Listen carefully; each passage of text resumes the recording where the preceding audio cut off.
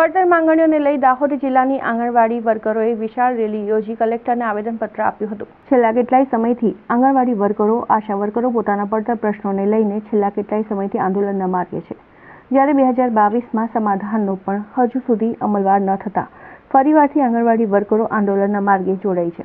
2 દિવસથી હડતાળ જાહેર કર્યા બાદ આજરોજ દાહોદ જિલ્લાની આંગણવાડી કર્મચારીઓ મોટી સંખ્યામાં દાહોદ ખાતે એકઠા થઈ હતી અને કોલેજથી વિશાળ રેલી યોજી હતી। સૂત્રોચ્ચાર સાથે સરકારની હાય હાય પણ બોલાવી હતી।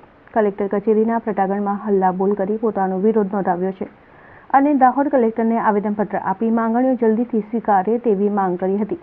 આગામી સમયમાં તેમની માંગણીઓને ન સ્વીકારાય તો ઉગ્ર આંદોલનની ચીમકી પણ ઉચ્ચારી છે।